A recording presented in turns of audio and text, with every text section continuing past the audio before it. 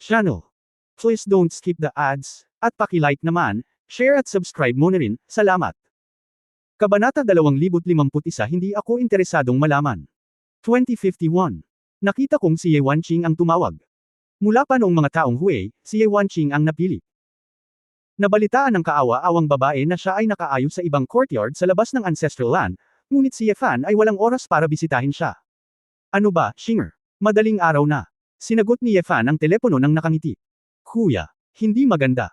May sumusubok na kunin ang dumplings. Halika at tingnan mo. Sa kabilang dulo ng telepono ay sabik na sabik si Ye Wanqing kaya malapit na siyang umiyak. Sumimangot si Ye Fan, biglang tumayo, nasaan ka, pupunta ako kaagad. Sa pagbabalik, sinundan ni Tang Yuan si Ye Wanqing upang kumain at uminom, at ibinigay din ni Ye Fan ang mga paninda sa kanyang kapatid. Una, hindi ito kayang itago ni Ye Wanqing, at pangalawa, nagkataon na maaari rin siyang magkaroon ng kumpanya. Ngunit ito ay isang bagay na ibigay ito sa aking kapatid na babae. Kung may manggahas na magnakaw ng dumplings, hindi ito kakayanin ni Ye Fan. Huwag tingnan ang lalaking ito na kumakain lang buong araw at hindi makapasok, ngunit ang batang ito ang susi sa pag-unlock ng maraming sikreto. Pagkatapos magtanong tungkol sa lokasyon, ang distansya ay hindi malayo, si Ye Fan ay walang magawa at hindi makontrol ang kanyang espada, ngunit sumugod pa rin siya sa isang kalye sa labas ng ancestral land na may pinakamabilis na bilis. Ang mga maliliit na patio dito ay ang lahat ng mga anak ng Shenlong clan, at mayroong libu-libong mga kabahayan. Ngunit dito, karamihan sa kanila ay hindi mga inapo ng mga direktang inapo. Marami sa kanila ay mga sanga na may mababang katayuan, o mahina ang lakas, o mga inapo ni Ye Wanqing na, bagamat ipinanganak sa angkan ng Shenlong, ay nag-mutate sa pinili. Bagaman hindi ito ang tirahan ng mga inapo ng mga direktang inapo, ang pamilya Shenlong ay may magandang negosyo pagkatapos ng lahat, at ang mga bahay na ito ay katangi-tangi at eleganteng pa rin, at ang tanawin ay kaaya-aya. Sa sandaling ito, sa bakuran kung saan nakatira si Ye Wanqing, isang dosenang tao ang nagtipon sa paligid ng isang lawa. Ye Danqing, ano ka ba? Umalis ka. Isang binata na may maikling buhok na ginupit ang kanyang mukha gamit ang isang espada, ang kanyang mga kilay ay tumusok sa kanyang mga templo, ay nakatitig kay Ye Danqing ng may mabangis na tingin. Dahil sa mababang lakas ni Ye Danqing at hindi direktang inapo ng pangunahing linya, nakatira din siya malapit dito. Nang marinig ko ang galaw kanina, nagmamadali akong tumakbo. Binuksan niya ang kanyang mga braso para harangin, at nasa likod niya si Ye Wanqing na may luha sa kanyang mga mata, hawak ang isang mukhang inosenteng dumpling sa kanyang mga braso. Shi Tung. Lahat sila ay miyembro ng Shenlong clan. Kung ninakawan mo ang halimaw ng Baizu ng ganito, hindi ka ba natatakot na maipasa ito sa Presbyterian Council para gamutin ang iyong mga kasalanan? Matapang na tanong ni Ye Danqing. Sa iyo ba ang ilan sa Baizu na ito? Halatang kaninang umaga, itong si Baizu ay nasa kusina ko pa rin at kumakain ng buong kusina. Ngayon, gusto ko lang bawiin itong Baizu, ninakaw mo sa akin. Halimaw. Mabangis na sabi ng binata na tinatawag na Chitong. Nagsasalita ka ba ng walang kaparirikon habang nakadilat ang iyong mga mata? Binigyan ng kapatid kong si Ye Fan si Wanqing na alagaan itong Baizu. Alam ng maraming tao ang tungkol dito, kaya bakit sa iyo ito? Sumagot si Ye Danqing. Iisa lang ba ang puting alakdan sa mundo? Akin ito, kung hindi, sa bahay ko ito kakain. Kung hindi mo ito pakakawalan, huwag mo akong sisihin sa pagiging walang awa. Ginalaw ni Chitong ang kanyang mga kasukasuan gamit ang dalawang kamay at humakbang pasulong. Ang mahigit isang dosenang mga anak ng angkan na nakatira sa malapit ay pawang nagbubulungan at nagbubunyi. Ikaw, Chitong, napakatapang mo. Naglakas loob ka talagang gawin ito. Hindi ka ba natatakot na maparusahan? Namula si Ye Danqing at sumigaw. Haha. Sayang ka sa foundation building stage, and that stinky girl is a chosen one. Sa tingin mo ba may oras ang mga matatanda para alagaan ka? Ako ay isang henyo ng ika-6 na antas ng espiritual na paghubog at paggising sa dugo ng dragon. Gusto kong sumali sa kompetisyon ng dragon, kayo. Bakit mo ako kinukumpara? Kung interesado ka, ibigay mo agad ang Baizu ko. Sabi ni Chitong na may masamang ngiti. Kinagat ni Ye Danqing ang kanyang mga ngipin, ito ang kapatid kong si Ye Fan. Hindi mo ito maaalis. Idiot. Kahit na narito ang basura ni Ye Fan, akin si Baizu, akin ito. Ang malalakas lang ang karapat-dapat dito. Advanced na halimaw. Sabi ni Chitong, humakbang pasulong, at haharinja na sana niya si Ye Danqing. Si Ye Danqing ay nagmamadali, nagngangalit ang kanyang mga ngipin at umakyat upang hawakan ang braso ni Chitong gamit ang dalawang kamay. Basura! Umalis ka na! Naipit si Chitong, inis na inis, direktang sinuntok niya ng kanyan, ang kaliwang braso niya ay hamampas ng malakas sa dibdib ni Ye Danqing. Mahina ang bloodline ni Ye Danqing at mahina ang kanyang cultivation base. Sa sandaling ito, hindi siya nangangahas na gamitin ang kanyang tunay na enerhiya ng pribado, na para siyang tinamaan ng kidlat. Paft! Nahulog si Ye Danqing sa lawa na may isang subo ng ambon ng dugo. Kuya Danqing! Sumigaw si Ye Wanqing, niyakap ang dumplings at sumugod sa lawa, umiiyak, hindi siya marunong lumangoy. Hilahin siya pataas. Nabali ni Ye Danqing ang ilang tadyang. Sa sandaling ito, ang kanyang mga panloob na organo ay nasugatan, at siya ay nahihirapan sa tubig habang nagsusuka pa rin ng dugo. Haha! Naglalakas loob talagang umakyat ang tanggang ito at gawin ito. Baliw ba siya, maglakas loob na agawin ang halimaw kasama si Brother Chitung? Gawin mo ang iyong makakaya, uminom ng mas maraming tubig. Sa pamamagitan ng lawa, ang ilang mga alagad ay nanunuya. Bagamat ang ilan ay hindi makayanan, hindi sila nang ahas na iligtas si Ye Danqing sa harap ni Chitung. Walang pakialam si Ye Wanqing, kaya inilapag niya ang mga dumpling at tumalon mag-isa sa lawa. Paft! Pagkatapos ng tumalon pababa ang babae, niyakap niya ang itaas na katawan ni Ye Danqing gamit ang isang kamay at masiglang lumangoy kasama ang isa. Ngunit nang tumingin siya sa dalampasigan, nalaman niyang nakuha na ni Chitung ang dumplings. Haha! Ibinalik ko itong Baizu. Biglang, isang figure ang nahulog mula sa langit at direktang nahulog sa lawa. Kuya! Lalong umiyak si Ye Wanqing nang makita niyang nandito si Ye Fan. Hindi inaasahan ni Ye Fan na isang hakbang pa lang siya nahuhuli nang sumugod siya. Nakatingin kay Ye Danqing na sumusuka ng dugo, kahit hindi siya nagtanong, alam niya kung ano ang nangyari. Shinger, umakyat ka, dadalhin ko siya sa pampang. Sabi ni Ye Fan. Tumango si Ye Wanqing at lumangoy muna sa dalampasigan. Ye Fan. Ang glutinous rice balls mo. Glutinous rice balls. Nang makitang paparating si Ye Fan, at ubiling itinuro ni Ye Danqing si Chitung sa dalampasigan habang umuubo ng dugo. Huwag mong sabihin. Mas mahalaga ka kaysa sa dumplings. Sumimangot si Ye Fan.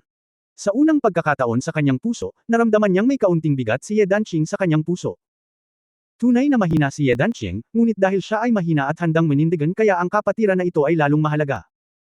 Nang marinig ang mga salita ni Ye Fan, ang mga mata ni Ye Danqing ay nagpakita ng dampi ng damdamin, at ibinuko niya ang kanyang bibig na puno ng dugo at ngumiti. Matapos siyang buhati ni Ye Fan sa damuhan sa pampang, same time niyang sinabi, tumigil ka. Si Chitung, na naglakad papunta sa pinto, ay lumingon na may masamang tingin, anong problema, concubine, gusto mong magsanay sa akin. Dahan-daang lumingon si Ye Fan, tumingin siya sa kanya nang walang pakialam, sigurado ka bang gusto mong alisin ito? Aking Baizo, bakit hindi ko ito maalis? Sabi ni Chitung, hawak ang dumpling sa isang kamay at tinatapik ang ulo ng dumplings gamit ang isa.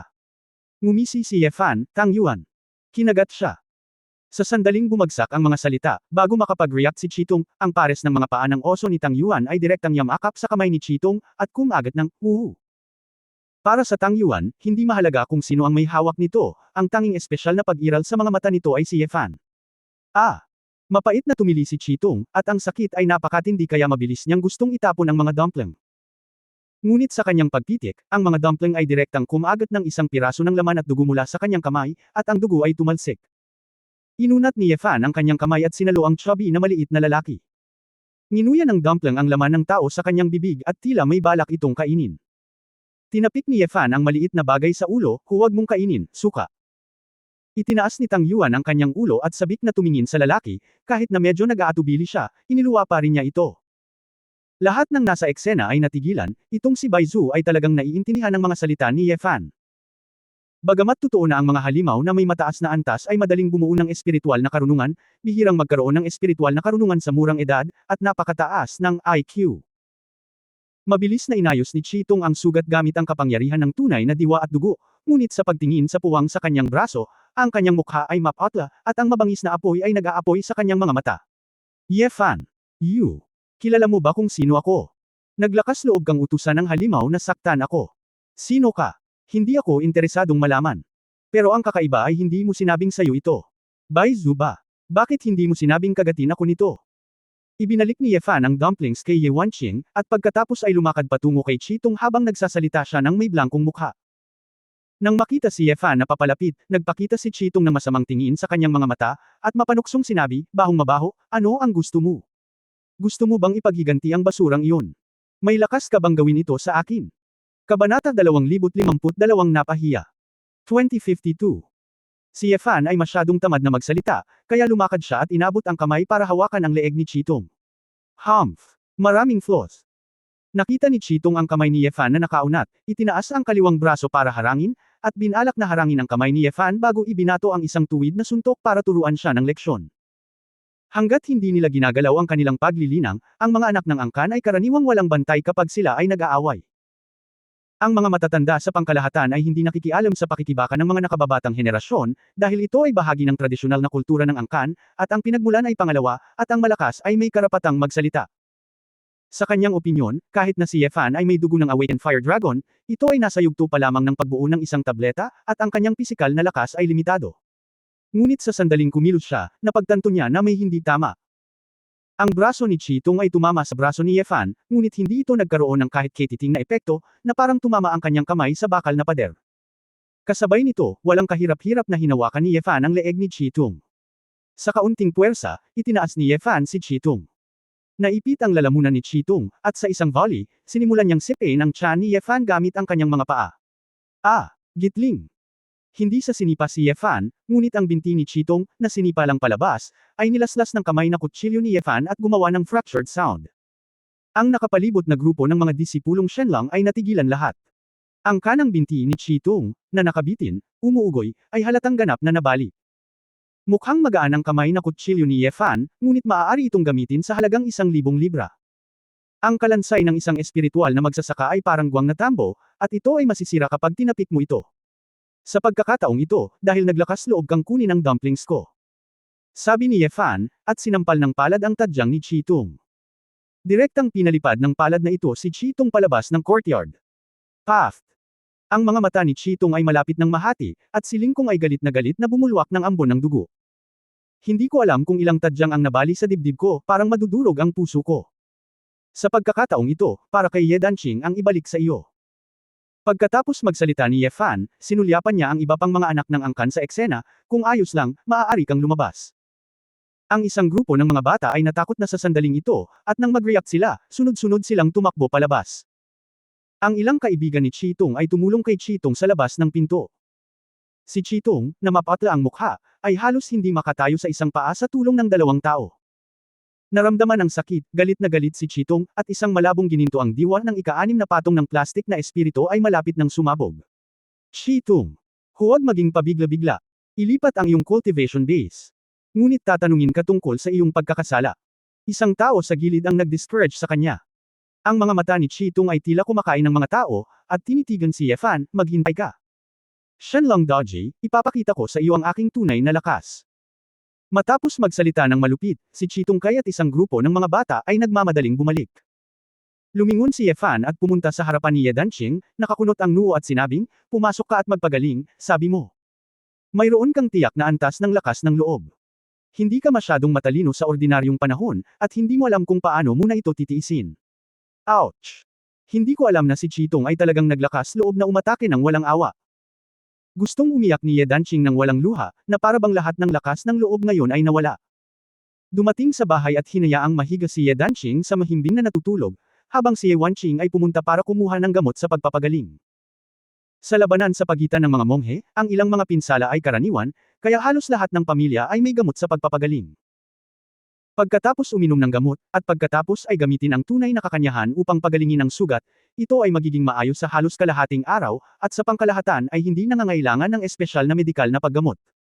Bakit biglang gustong kunin ng lalaking iyon ang dumplings? Huli si Yefan at hindi niya masyadong naintindihan. Si Ye Wanqing ay walang magawa at nagsalita tungkol sa sanhi at epekto. Ano? Tumakbo siya sa kusina sa kanyang bakuran at tinapos ang kanyang pagkain. Nilingon ni Yefan ang dumplings na nakalatag sa sahig na nagkukunwaring patay na, at hinawakan ang kanyang noo ng walang imik, hindi mo ba ito pinakain? O ano? Nakaramdam ng hinanakit si Ye Wanqing, ang malagkit na bola ng bigas ay nakakain. Nakatira ako sa bakuran na ito, paano ang daming makakain? Bibili ako ng karne ngayon. Bakit hindi ko dalhin ang dumplings, ang maliit na bagay na ito ay hindi makikinig sa iyo, sabi ni Yefan. Hindi, naiinip ako dito mag-isa, bro, samahan mo ako ng dumplings. Kung ayaw mong bigyan ako ng pera, bibili ako ng masarap para sa dumplings. Hinawakan ni Ye Wanqing ang kamay ni Yefan. Hindi napigilan ni Yefan na kumilos na parang spoiled na babae, at naglabas ng 10,000 levy coins, kunin mo at ubusin mo. Hihi. Magaling si kuya. Mas maganda pa si kuya mayaman. Kinuha ni Ye Wanqing ang pera at niyakap ang dumplings. Pwede tayong bumili ng masarap. Ye Danqing, na nakahiga na may malungkot na mukha, nasasaktan ako, pero nakangiti ka pa rin. Pagkatapos ay pinigilan ni Ye Wanqing ang kanyang ngiti at medyo nahihiyang sinabi, Brother Danqing. Ang lakas ng loob mo ngayon lang, tinakat mo ako, salamat. Bihirang marinig na tinawag ni Ye Wanqing ang kanyang kapatid, na mula si Ye Danqing, ubo-ubo. Anyway, kapatid mo ako, walang kwentang bagay, walang kwentang bagay. Bumantong hininga din si Ye Fan, umupo sa gilid ng kama, at tinapik si Ye Fan. Bumalik si Danqing. Kahit alam niyang may hindi pagkakaunawaan, ramdam pa rin niya ang pagkakapatiran. Mukhang naintindihan din ni Ye Danqing ang ibig sabihin ni Ye Fan, at ngumisi, okay lang ako. Walang kwenta. Sa susunod, huwag kang gagawa ng isang bagay na hindi ka magaling, mas magaling kang magsulat, biro ni Ye Fan. Ye Danqing sok. Seryoso? Ye Fan, masyado kang mabangis ngayon, hindi mo na kailangang linangin, si Chitong, na nasa ika-6 na antas ng plastik na espiritu, ay hindi ka kayang hawakan. Nag-aalala si Ye Wanqing, Kuya, kahit na ang angkan ng pamilya Chi ay isang maliit na sangay, hindi ito malakas, ngunit si Chitong ang pinuno ng nakababatang henerasyon sa angkan. Kaya lang wala siya sa Xuanyuan College, sinusundan niya ang kanyang ama sa Dark Moon City sa buong taon, at sumama pa rin siya sa hukbo upang labanan ang hukbong dagat ng Demon God Kingdom, at mayroon siyang maraming karanasan sa aktwal na labanan. Kung nakatagpo mo siya at magagamit mo ang iyong cultivation base sa oras na iyon, kailangan mong maging maingat. Kung hindi mo siya kayang talunin, magretiro ka agad, at huwag maging matapang. I see. Don't worry about me, but you guys might be harassed here, why don't you live in my yard? Iminungkahi ni Ye Fan. Ito pa rin.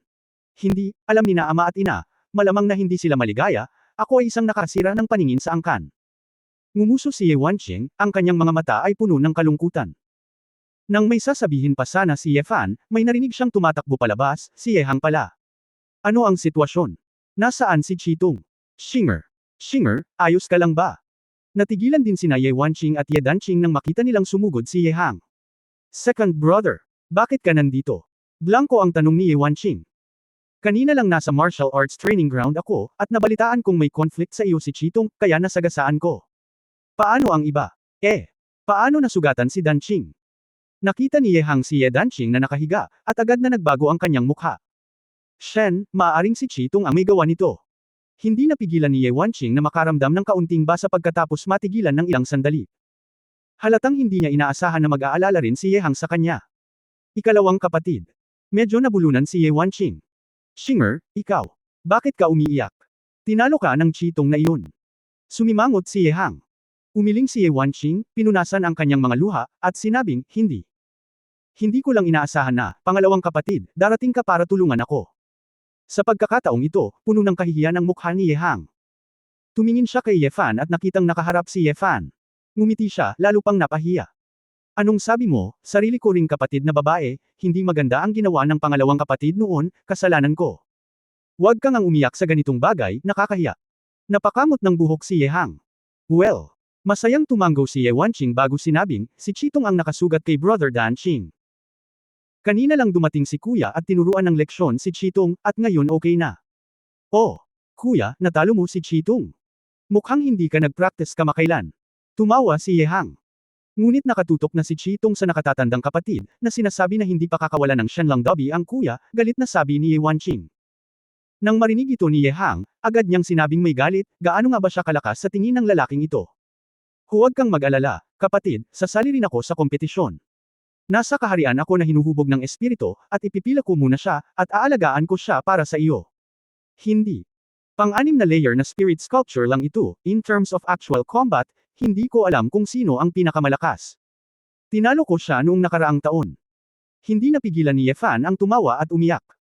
Sa una, gusto niyang huwag silang mag-alala, ngunit nang ang mga salita ay dumating sa kanyang mga labi, naramdaman ni Ye Fan na hindi na kailangang magsabi pa. Ang kapaligiran ng kapwa pag-aalala sa harap niya ay talagang maganda. Tungkol sa kung paano haharapin si Chitong, si Ye Fan ay hindi lubos na gumaan. Paano siya magkakaroon ng oras upang gampanan ang gayong maliit na papel? Nagtanong si Ye Hang sa oras na ito, Brother, dapat ka bang pumunta sa lugar ni Uncle Shu para magsanay ng swordsmanship? Ang susunod na araw ay isang malaking kompetisyon. Namatay si Uncle Shu, hindi mo alam. Tanong ni Ye Fan. Ano? Si Ye Hang, Ye Wanqing, at Ye Danqing ay nabigla. Obviously, hindi pa kumalat ang balitang ito. Nang magtatanong pa sana ang tatlo kung ano ang nangyayari, may tumawag sa telepono. Nakita ni Ye Fan na si Ji Seoksan ang tumawag, kumunat ang noo, sinenyasan ang kanyang nakababatang kapatid na lalaki at babae na tumahimik, at sinagot ang telepono. Kabanata 2053 Julie 2053. Fanner, bakit ka umalis ulit sa residence? Saan ka nagpunta? Tanong ni Ji Soxon. Sinabi ni Ye Fan, narito ako kasama si Chinger, anong problema? Magmadali ka sa pagpupulong ng mga matatanda, ang unang elder ay may itatanong sa iyo, ngunit hindi kita nakita sa umaga, naisip ni Jisoo. Bagamat nagtataka si Ye Fan kung bakit siya hinahanap ni Yao Xingji, marahil ay may nakita siyang mga kapintasan. Pero walang reaksyon ang mukha niya kaya mahinahon siyang sumagot. Alam ko. May iba pa ba? Tanong ni Ye Fan. Okay lang ang iba, kailangan mo lang mag-ingat sa iyong sarili, siya nga pala, hahanapin namin ng tatay ko si Zhuang Yi, magkikita at mag-uusap, at sasabihin sa iyo ni nanay kung may anumang sitwasyon. Hindi ba ito ang haharapin ni Creator Feng? Nagtataka si Ye Fan. Oh, na si Zhuang Yi ay may gusto kay Feng Qinglan sa loob ng maraming dekada.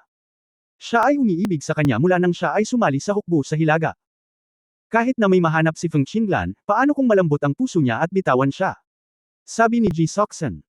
Hindi naman, ang Creator Feng ay hindi ganoong tao na hindi nakikilala ang pampubliko at pribado, nagpout si Ye Fan. But, mabaho ang ugali mo sa tatay mo. Ano bang alam niyong mga lalaki? Mga babae, kahit kunwari cold kayo, may mga lalaking humahabol sa kanya, tapos pagkatapos ng maraming taon, kayo. Dapat ipagmalaki sa iyong puso. Wala na si Yi, siguradong maaawa siya. Hindi kayo nakakaintindi ng mga bata. Galit na sabi ni Jisoo. Napangiti si Ye Fan, nakakatawa talaga ang ina ng mundong ito. Sina Ji Soxon at Feng Qinglan ay talagang mga babae na may ganap na magkakaibang estilo, ngunit unti-unti niyang naiintindihan kung bakit pinili ni Ye Wangto na gawin ito sa nakaraan. Pagkababa ng telepono, hiniling ni Ye Fan kay Ye Danqing na asikasuhin ang kanyang mga sugat, at tinawagan si Tang Yuan ng ganitong kalokohan. Nagdulot ng kaguluhan, at pagkatapos ay umalis sa bakuran. Hanggang sa Presbyterian Church, alam na ng gwardya sa labas ng pinto na darating siya. Inakay siya ng isang angkan sa isang pag-aaral sa ikalawang palapag ng bahay ng matanda, na siyang opisina ng unang elder. Ang lahat ng matatanda na may mga tiyak na posisyon sa Elder Council ay magkakaroon ng ganoong katungkulan. Pagkatapos ng lahat, mayroong 10-10 milyong tao sa pamilyang Shenlang, at maraming bagay na dapat harapin araw-araw. Si Yao Xingji ay nakaupo sa likod ng mesa, nagtitimpla ng isang kaldero ng insenso na tsaa sa tabi niya, nagsisindi ng isang kaldero ng insenso na amoy ambergris, at nagsusulat ng isang bagay gamit ang isang brush. Nang makita si Ye Fan na papasok, itinaas ni Yao Xingji ang kanyang ulo na may magiliw na ngiti at sumenyas, halika, anak, maupo ka. Sa ilang kadahilanan, medyo naramdaman ni Ye Fan ang eksena ng hilingin sa kanya ni Dinli na pumunta sa opisina at binigyan siya ng leksyon noong bata pa siya. Sa isang ulirat, huminga ng malalim si Ye Fan at umupo sa katapat na upuan. Elder, ano ang hinahanap mo sa akin? Si Yao Xingji ay napakagalang, nagbuhos muna ng isang tasa ng tsaa para kay Ye Fan, iniabot ito sa kanya, at sinabing, hindi mo kailangang kabahan, ito ay tungkol lamang sa Huaxeman assassination, at ikaw Ye Fan. Ang biglaang pagpatay kay Uncle Shu, gusto kong marinig ang iyong opinyon. Opinyon ko. Nagkunwaring ngumisi si Ye Fan at sinabing, Elder, nakinig lang ako kay Creator Feng na nagsasalita tungkol sa partikular na sitwasyon ng Washu Gate. Kung tungkol naman sa sino ang kumuha ng killer at bakit niya ako pinatay, hindi ko alam kung ano ang gagawin. Hindi ko alam.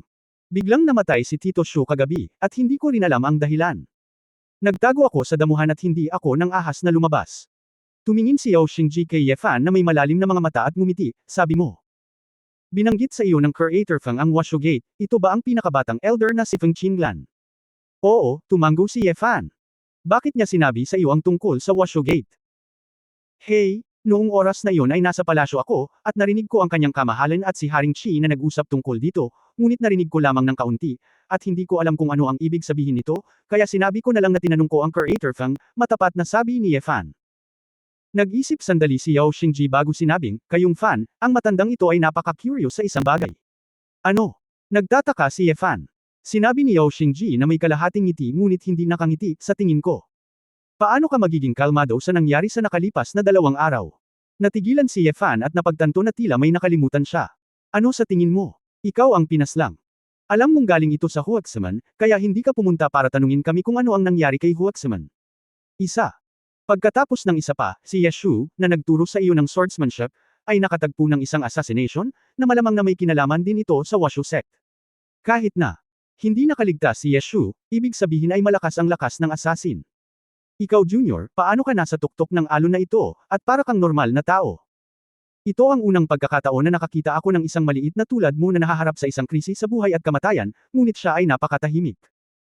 Magiliw na ngumiti si Yao Xingyi, ngunit ang mga mata mula sa matandang mata na ito ay tila naiintindihan ang lahat. Lens ng pananaw. Si Rao ay sanay na si Ye Fan na makakita ng malakas na hangin at alon, at ngayon ay medyo nahihiya siya. Sa puntong ito, talagang hindi niya ito inisip. Tama, masyado akong kalmado. May pumatay sa akin, ngunit napaka-leisure ko, ngunit ang iba ay abala sa pagsisiyasat ng katotohanan, na talagang hindi makatwiran. Alam ni Ye Fan na malamang na hinala si Yao Xingji, ngunit walang ebidensya, at hindi niya maisip kung ano ang nangyayari. Elder, gusto ko talagang malaman ang partikular na impormasyon ng Washu Sect. Ngunit ang sabi ng Creator Feng, hayaan kong subukang huwag banggitin ang Washu Sect. Bilang, para sabihin mo masyado akong kalmado tapos wala akong magawa. Ako ay hinabol at pinatay noong ako ay nangangaso sa taglamig. Kung ikukumpara sa oras na iyon, ang oras na ito ay isang maliit na bagay, inusenteng sabi ni Ye Fan. Maingat na tiningnan ni Yao Xingji si Ye Fan ng ilang sandali, ngunit wala siyang makitang anumang halatang pagkukulang, kaya kinailangan niyang sumuko. Oo anak, magkita din tayo. Maraming malalaking eksena ang nangyari, at tama na ang estilo ng isang general, dahil masyadong maraming iniisip ang matanda. Ngumiti si Yao Xingji. Elder, dahil napag-usapan na natin ito, pwede ba kitang tanungin, itong Washu anong nangyari sa pinto? Ako ay pinaslang ng hindi maipaliwanag, at gusto ko ring malaman ang higit patungkol sa katotohanan. Medyo nalilito si Ye Fan, kaya gusto niyang samantalahin ang pagkakataong ito para tanungin si Yao Xingji. Nag-alinlangan si Yao Xingji at nagsabi, sa totoo lang, tungkol sa Washu Sect. Sa aming angkan, sa pangkalahatan ay ayaw naming makipag-usap ng labi sa iyong mga junior. Pero sangkot ka na sa usaping ito, kung may gusto kang malaman, itanong mo lang. Alam ni Ye Fan na kung direktang magtanong siya tungkol sa dafa ng pagkawatak-watak ng mga demonyo at Chiyo, tiyak na siya ay seryosong pagdududahan. Kaya, kinailangan ni Ye Fan na umikot at nagtanong, narinig ko mula kay Creator Feng noong huling pagkakataon na si Huashu ay ang karaniwang ninuno ng aming Shenlong Clan at Julie Clan. Ang dating Red Emperor ng Julie Clan ay lumaban din sa demonyong Diyos na si Chiyo sa ating Xuanyuan Emperor. Makatuwiran ito, kahit na nagtaksil at nakipag-away sa atin si Huaxaman sa simula, hindi naman masyadong mahirap na banggitin ito, di ba? Tulad ng para sa ating lahat na konektado sa pamamagitan ng dugo, hindi ito tulad ng 10,000 taon na ang nakalipas, at ang puot ay malalim na parang dagat. Seryoso ang mukha ni Yao Xingji, at same time niyang sinabi, mali mong naunawaan ang kahulugan ng Elder Feng, bagaman si Huashu ay ang ating malayong ninuno. Ngunit, ang pamilya Julie ay hindi isang purong Shenlong clan, o kahit isang purong clan. Sumimangot si Ye Fan, ano ang sitwasyon? Kabanata 2054 na mga mananampalataya. 2054. Kinuha ni Yao Xingji ang tasa ng tsaa, humigop, at sinabing, alam mo ba? Bakit itinatadhana ng ating angkan na bawal magpakasal ang iba't ibang angkan? Umiling si Ye Fan, hindi pa nangyari ang tanong na ito simula nang makipag-ugnayan siya sa angkan sa Earth. Talagang naisip ito. Ang tanging hula lang ay sinabi ni Ling Yue sa simula na ang clan totem ay lahat ng uri ng mga banal na hayop, at ang mga ninuno ng lahat ay orihinal na iba't ibang lahi, kaya natural na hindi sila basta-basta makapaghalo ng dugo. Gayunpaman, ito ay haka-haka lamang, at hindi maginhawa para sa kanya na sabihin iyon kay Yao Xingji. Sa totoo lang, ang kasal sa pagitan ng mga angkan ay posible sa mga unang araw, at mauunawaan na noong panahon ng mga ninuno ni Huashu, talagang walang gaanong paghihigpit. At dapat mo ring malaman na bagamat mahirap gisingin ang dugo ng ating pamilyang Shenlong, mahirap itong pagbutihin, ngunit ang ating kadugo ay walang alinlangan na pinakamakapangyarihan. Ang pamilya Phoenix ay maaari lamang makontrol ang apoy, ang pamilyang White Tiger ay maaari lamang makontrol ang kuryente, at Xuanming ay maaari lamang makontrol ang tubig. At tayo, hanggat gumising tayo sa isang sapat na mataas na kaharian, tinatawag ang hangin at tinatawag ang ulan, sinusunog ang kalangitan at kontrolin ang kulog, inilipat ang mga bundok at binabawi ang dagat, kahit na binabasag ang walang laman, makapangyarihan sa lahat. Nagpapakita rin ito ng problema, maraming lalaki at babae mula sa ibang angkan ang gustong pakasalan ang aming Shenlong clan. Upang magparami ng mas makapangyarihang mga inapo, maaari nating hiramin ang ating mga dragon ang dugo ang nagpapalakas sa kanilang angkan. Gayunpaman, isang serye ng mga problema ang lumitaw. Unti-unti, natuklasan ng lahat na kapag ikinasal na sila sa aming Shenlong clan, ang dugo ng ibang clan ay masusupol ng aming dugo. Kapag nangyari ito, malamang na hindi lamang nila magising ang dugo ng dragon, ngunit hindi rin nila magagamit ang dugo ng kanilang sariling angkan. Sa paglipas ng panahon, natuklasan ng lahat ng mga angkan na ang pag-aasawa sa pagitan ng mga angkan ay talagang hindi nakakatulong sa pagpaparami. Bagamat ang mga mahuhusay na inapo ay maaaring may magkakaibang bloodline sa parehong panahon. Kapangyarihan, ngunit higit pa, ito ay apat na magkaiba, walang makakamit. Pagkatapos ng lahat, kapag ang dugo ay halo-halong, maraming mga pamamaraan ng paglilinang ay mawawala ang kanilang mga angkop na epekto. Maaari din itong magkaroon ng negatibong epekto ng buo, at ang mga talento ng bloodline sa magkabilang panig ay hindi maaaring gamitin. Mayroon ding napakahalagang punto, iyon ay ang hilagang hangganan ng panahon ng hegemonya ng angkan at kaguluhan. Yaong mga magkahalong lahi, malamang na dahil sa digmaan sa pagitan ng dalawang angkan, sila ay naging mga espesyal na pag-iral na hindi gustong tanggapin ng magkabilang panig. Wala sa alinmang panig ang handang makipagsapalaran maniwala sa kanilang katapatan dahil mayroon silang dugo ng iba't ibang angkan na dumadaloy sa kanila. Unti-unti, ang mga inapo ng mga magkakahalong lahi ay naging mga pasani ng mga pangunahing angkan, at pinatay pa nga. Nang mapagtanto nila na wala silang magawa, nagsimula silang magtipon at bumuo ng sarili nilang angkan. Natigilan si Yefanyi, si Julie. Ay itinatag ng mga anak ng mixed blood clan. Tama, napabuntong hininga si Yao Xingji at sinabi, ang dahilan kung bakit sinasabi namin na ang ninuno ni Julie ay si Washo tulad ng aming Shenlong clan. Ang pangunahing dahilan ay ang karamihan sa angkan ng Julie ay mula sa aming dugong Shenlong na may halong dugo. Mga bata, ang Julie clan ay may malaking bilang ng mga tao. Bagamat mahirap para sa karamihan ng angkan na gisingin ang kanilang mga bloodline, marami sa kanila ang nagising sa kapangyarihan ng mga bloodline ng iba't ibang angkan, at maraming malalakas na lalaki ang sunod-sunod na lumitaw. Parin ang pangungusap na iyon, halo-halong angkan, may mataas na posibilidad na magkaroon ng katamtamang henerasyon, ngunit mayroon ding napakaliit na pagkakataon ng isang walang katulad na henyo. Ang Julie clan ay may sarili nitong paksayon, tahimik na nagsisikap na umunlad, at natural na nakikita ito ng aming mga pangunahing clan sa mga mata. Gayunpaman, kung tutuusin, ang mga matatanda ng ating mga pangunahing angkan ang nakagawa ng mga kasalanan. Bagamat may premonition na maaari itong maging isang puwersang nagbabanta, lahat ay tahimik na hindi napigilan. Higit pa rito, kahit paano lumaki ang pamilya Julie, pagkatapos ng lahat, ang mga bloodline ng iba't ibang sekta ay iisa ang pinagmulan, at hindi sila magkakaisa. Ang dahilan kung bakit ito tinawag na Julie, ay dahil sa simula ng labanan, ito ay nahati sa 9 na tribo, hindi isa.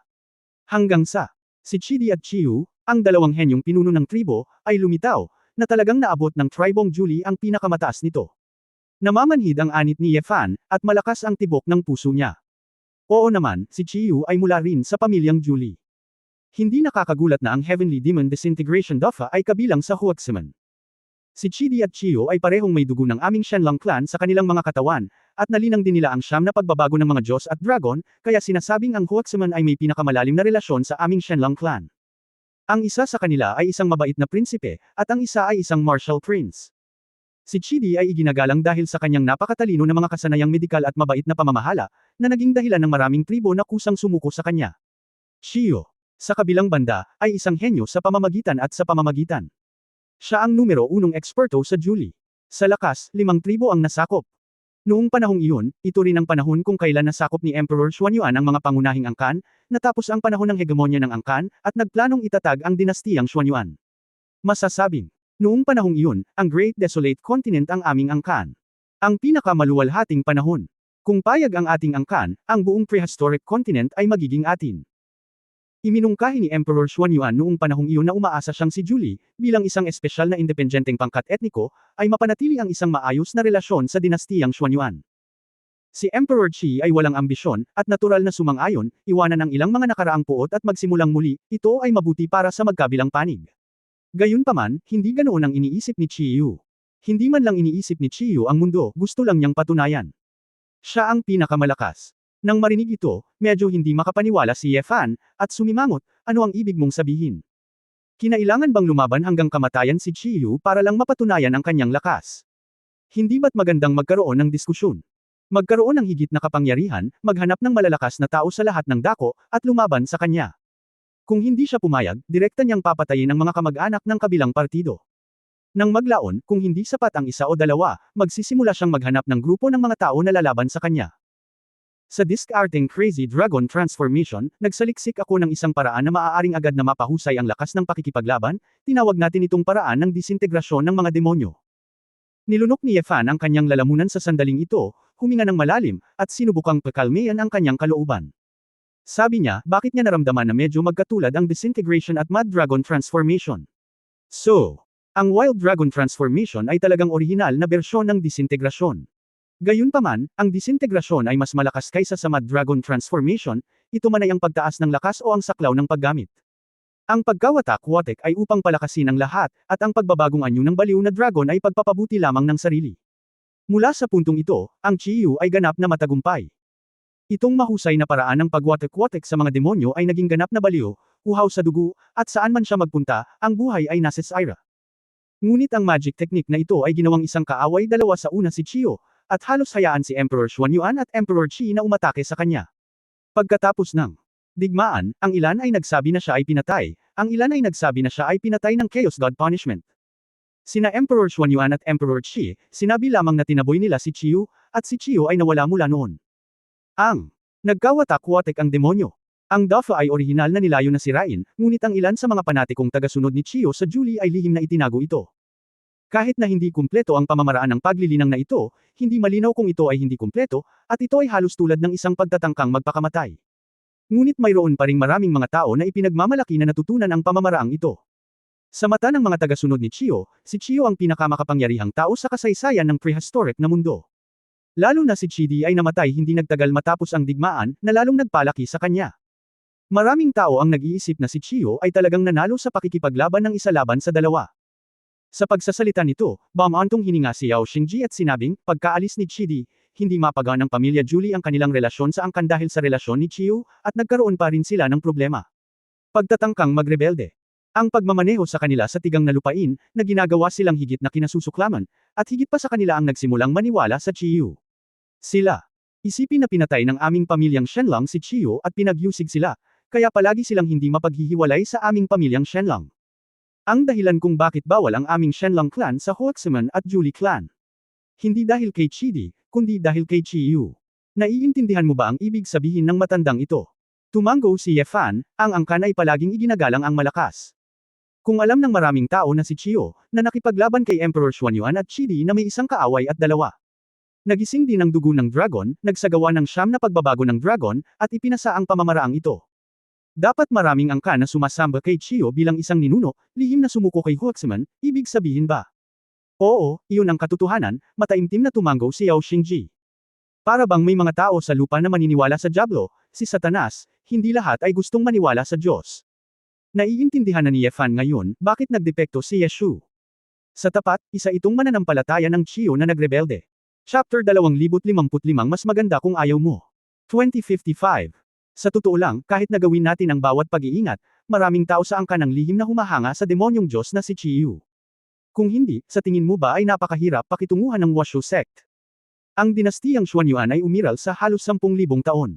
Sa kasagsagan, magiging mahirap na lipulin ang Huaximan. Ito ay hindi dahil maraming tao sa angkan ng hindi magkaparehas ng isip sa isyu ng Huaximan. Nais pa nilang makuha ang mana ng Chiyu mula sa mga taong Julie ng Huaximan. Bumantong hininga si Yao Xingji at umiling. Ang mga mata ni Ye Fan ay kumikislap, at sinabi niya, para lang makuha ang Dafa of the Disintegration of Heavenly Demons. Oo, ang tanging bagay na ipinasa mula sa demonyong si Chiyo ay isang pamamaraan. Ngunit sa katunayan, ang Dafa ng pagkawatak-watak ng mga makalangit na demons ang pangalan ng pamamaraang ito. At dinagdagan ito ng mga susunod na henerasyon. Iniwan lamang ni Chiyo ang pamamaraan noong panahong iyon, ngunit hindi sinabi kung anong uri ng pamamaraan ito. Dahil ang pamamaraan ay masyadong marahas, ito ay karaniwang laban sa langit, kahit na ang pintuan ng Washu ay hindi lahat ay naglalakas loob na subukan ito. Ang pamamaraan ng paggamit ng kapangyarihan ng dugo ng dragon upang pasiglahin ang potensyal, ang pamamaraang ito ay isang ganap na hindi makatwirang pagkilos ng pagsira sa sarili. Napakaraming tao ang namatay ng marahas upang may sigawa ang pamamaraang ito, kaya sa kasalukuyan, ito ay isang kapansanan lamang. Isipin mo na lang kung makakamit mo ang kaharian ni Chiyo sa pamamagitan lamang ng pagsasanay ng isang pamamaraan na inangkop mula sa 9 Changes of the Dragon, hindi ba ito ay masyadong simple? Oo. Bulong ni Fan sa kanyang puso, ano ang tiyak na pangalan ng pagkakawatak-watak, kahit si Chiyo ay hindi nagsabi. Gayunpaman, ang pangalan ng Dafa of the Disintegration of the Demons ay katulad ng naisip ko. Makikita na ang pag-unawa sa pamamaraang ito ay medyo tama. Kaya lang, kahit sa prehistoric na mundo, ang mga taong ito ay nakatuon sa panloob na pagsasanay, at kakaunti ang mga tao na tumutuon sa pisikal na pagsasanay, kaya walang sinuman ang talagang nakaranas ng subtlety ng disintegration. Ngunit muli, hindi sinuman ang maaaring maging katulad niya, at nakabuo lamang ng isang pisikal na paraan ng pagsasanay tulad ng crazy dance, na nagpapabuti sa lahat ng aspeto ng laman, buto, organ at iba pa. It happens to be the bloodline of the dragon. Pagkatapos ng paggising, ang katawan ay may likas na kalamangan. Mayroong kahit Xu Yunyao na tumulong sa pagbuo ng isang gravity training room. Bilang karagdagan sa kanyang sariling talento, si Ye Fan ay nasa ilalim din ng panlabas na panggigipit. Paraan upang mapabuti. Hakbang sa hakbang, sa pamamagitan ng pagngangalit ng mga ngipin, tiyaga at walang humpay na pagsisikap, mayroon tayo ngayon. Sa katunayan, kahit na sabihin ni Ye Fan sa mga tao sa mundong ito na ang pagkakawatak-watak ay hindi isang fragment, mali lang ang kanilang pamamaraan sa paglilinang, at magiging mahirap para sa iba na gayahin ang kanyang tagumpay. Hindi pa banggitin, na pagtanto mismo ni Yefan na ang layunin ng espada ay nagkawatak-watek sa pamamagitan ng pagkakawatak-watek, at ang enerhiya sa mundo ay maaaring theoretically masira. Ito ay ganap na extension ng pagkakawatak-watek, at kahit nasabihin, maaaring hindi ito maintindihan ng mga tagalabas. Kaya, nang makita ni Yefan ang pagkakawatak-watek ni Yeshu kagabi, hindi siya masyadong nag-alala. Bagamat mahalaga ang pintuan ng Dharma, depende sa iyo kung hanggang saan mo ito malinang at magamit. Yefan. Sinabi ito sa iyo ng matanda ngayon, hindi mo na kailangang lumabas at magsabi pa, alam mo lang sa puso mo. Bagamat mahirap lipulin ang Washu sect, hindi papayag ang aming Shenlong clan na saktan nila ang mga natatanging anak ng aming clan. Ang matanda ay makikipag-usap sa iba pang mga matatanda upang makita kung makakahanap siya ng isang tagapag-alaga para sa iyo upang maging responsable para sa iyong kaligtasan. Bago ka pumasok sa Zenbei Army, kapag wala ang iyong ama, humanap ka ng paraan para makahanap ng mag-aalaga sa iyo. Yao Xingji Kalsada. Nang marinig ito ni Yefan, hindi ba mas mahirap magdala ng bote ng langis, kaya nagmamadali siyang tumanggi, Elder, walang silbi, tama. Para sa akin, Junior, nakahanap ka pa ba ng master para protektahan ako?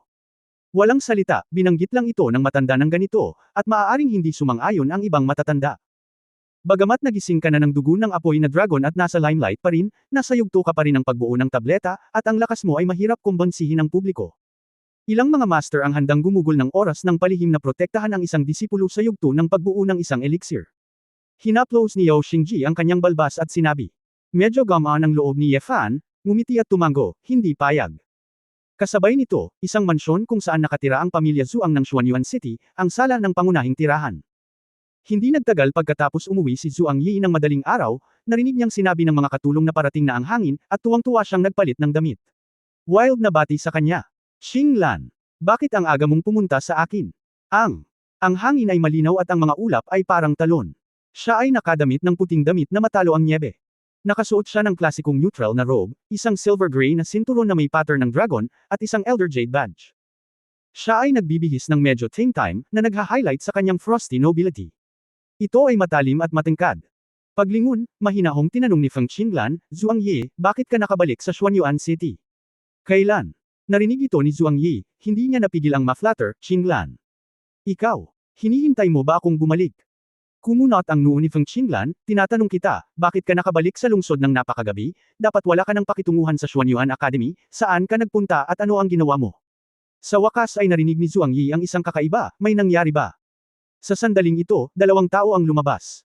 Ye Wangtu, Ji Soxin, anong ginagawa mo dito sa akin? Biglang lumubog ang mukha ni Zhuang Yi. Nagkaroon din ng lamig sa magagandang mata ni Feng Xinglan, at bahagya siyang lumingon sa likod, ngunit walang sinabi. Zhuang Yi, matagal na, huwag kang pumunta at maging ligtas, medyo sinabi ni Ye Wangto. Nakangiti niyang sabi na may emosyon, habang si Ji Soxin naman ay ngumiti at tumango. Posible bang ikaw, ang duke ng Zenbei, ay pumunta sa akin para magbigay ng pagbati sa bagong taon? Nanunuya si Zhuang Yi.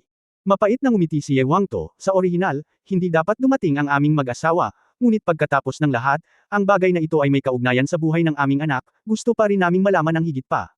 Buhay ng anak mo. Sino? Yefan. Ano ang nangyari sa kanya? Curious na tanong ni Zhuang Yi. Nagtanong si Feng Xinglan, hindi mo talaga alam. Umiling si Zhuang Yi, ano ang dapat kong malaman? May nag-hire ng isang Huaxaman killer para patayin si Yefan, sa labas lang ng lungsod sa Yinggu Valley. Sabi ni Feng Xinglan sabay-sabay, tumingin siya ng diretso sa mukha ni Zhuang Yi.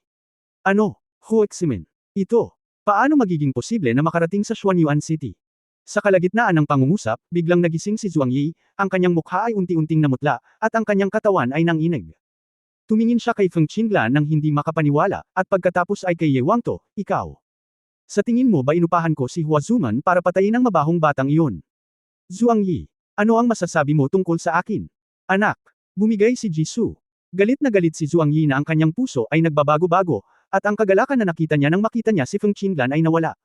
Sino ang tingin mo sa akin, Zhuang Yi? Dahil lang sa mabahong batang iyon ay pinalad na natalo ako sa akademya, uupa ako kay Hua Zuman para patayin siya. Ye Wangto, kahit na nakikita ko si Zhuang Yi. Ang iyong Zenbei Hao Mansion ay hindi kasiya siya sa mata, ngunit ako ay katulad mo noon. Sama-sama kaming dumudugo sa hilaga at pinagsaluhan ang yaman at aba. Sa tingin mo ba gagawa ako ng ganoong pagkakanulo sa pamilya Shenlong? Para lang harapin itong A Junior. Napaungol ng malakas si Zhuang Yi. Nagpakita ng kahihiyan si Ye Wangto, iniyuko ang kanyang ulo at sinabing, Zhuang Yi. Hindi ko ito pinag-isipang mabuti, ngunit ang orihinal kong intensyon ay imbestigahan ang katotohanan. Zhuang Yi, anong sinisigawan mo? Kung inosente ka, ipakita mo lang ang ebidensya at sabihin mo sa amin kung bakit ka pumunta doon noon, okay? Sinabi ito ni Feng Qinglan, walang bagay sa Xuanyuan Academy na dapat mong harapin. Bakit ka pumunta sa angkan ng Hui ng huli? Masungit si Ji Soxan, orihinal na pinuntirya ni Zhuang Yi si Ye Fan sa akademya, na naging dahilan para hindi siya nasisiyahan, ngunit ngayon ay sinisigawan niya si Ye Wangto, na lalong nagpalungkot sa kanya. Si Zhuang Yi ay mukhang dismayado, ngumiti ng malungkot, at naglabas ng isang pinong itim na kahon na gawa sa kahoy mula sa storage ring.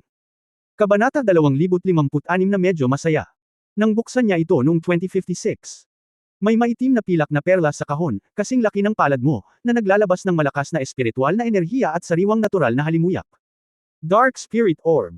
Ilang mga tao sa pinangyarihan ay agad na nakilala ang pinagmulan ng orb na ito. Mapait na sinabi ni Zhuang Yi, dapat malaman ninyong lahat na ang Dark Moon City ay nag-oorganisa ng mga monghe tuwing 5 taon upang pumunta sa dagat upang mangolekta ng lahat ng uri ng mga itinatangi na materyales sa pagtatanim sa dagat. Ang Dark Spirit Orb na ito ay matatagpuan lamang sa dagat malapit sa Dark Moon City. Kapanganakan. Pagkaalis ko sa Imperial City, pumunta muna ako sa Dark Moon City. Natagpuan ko itong maitim na butil ng espiritu sa pagtitipon ng mga monghe. Ang aura ng Dark Spirit Bead ay maaaring magpakalma sa isip, tumulong sa pagmumuni-muni, at gawin itong mga tabletang panggamot. Ang epekto ng pagpapanatili ng kagandahan at kagandahan. Gusto ko lang maghanda ng regalo para sa bagong taon para kay Qinglan. Kasalanan ba ito? Agad na tumahimik sina Ye Wangto at Ji Soxan, pagkatapos kalkulahin ang oras, talagang ang cultivator ng Darkmoon City ang pumasok sa Seer of the Treasure Hunt. Naantig din ang mga mata ni Feng Qinglan, tinitingnan ang mukha ni Zhuang Yi na puno ng mga hinaing at dalamhati, nakaramdam siya ng guilt. Zhuang Yi. Ngayong malinaw na, huwag mo itong masyadong seryosohin. Pagkatapos ng lahat, si Yeshu ay pinatay din ng isang misteryosong master kagabi. Ang dalawang bagay ay nangyari ng magkasama, at ang mga matatanda sa angkan ay masyadong kinakabahan. Napabuntong hininga si Feng Qinglan sa kalsada. Ano? Patay na si Yeshu. Biglang itinaas ni Zhuang Yi ang kanyang ulo, medyo mabigat ang kanyang ekspresyon. Oo. Hindi namin alam kung ginawa ni Huaximan ang lahat ng ito ng palihim. Pagkatapos, sa napakaraming taon ng pagpanaw ng kapatid ko, hindi ko matanggap saglit. Sana hindi mo kami sisihin, Zhuang Yi, sabi ni Ye Wangto sa kanyang mga mata. Isang dampi ng kalungkutan. Medyo lamambot din ang ekspresyon ni Zhuang Yi, kahit si Yeshu ay patay na. Naiintindihan ko na nagmamadali kang hanapin ako. Gayunpaman, bilang vice-presidente ng Xuanyuan College, paano ako magkakaroon ng anumang kinalaman sa Huaximan? Mukhang na-misunderstood ka namin, tapos. Mauna na tayo, hinailan ni Ye Wangto ang kanyang asawa, at lumabas ang mag-asawa. Sa sala, tanging sina Feng Qinglan at Zhuang Yi lamang ang naiwan. Saglit na nag-alinlangan si Feng Qinglan, na parang hindi niya alam kung paano siya aaliwin, kaya nasabi na lang niya, Zhuang Yi, ginagampanan ko lang ang responsibilidad ng elder na nagpapatupad ng batas, sana maintindihan mo. Mapait na ngumiti si Zhuang Yi, kahit anong gawin mo, hindi kita kamumuhian. Ngunit, Qinglan, maaari mo bang tanggapin ang Reg Along ito? Tiningnan ni Feng Qinglan ang maitim na butil ng espiritu na iniabot at hindi nakatiis, sa wakas ay tumango, okay, pagkatapos ay tatanggapin ko ito, salamat. Puno ng kagalakan ang mukha ni Zhuang Yi, okay. Hindi mo kailangang magpasalamat sa akin, magiging masaya ako kung tatanggapin mo ito. Nga pala, hindi kita niyaya na maupo, kaya ipagtitimpla kita ng tsaa. Hindi na kailangan, Zhuang Yi, pupunta ako sa Great Elder para bumalik sa aking buhay.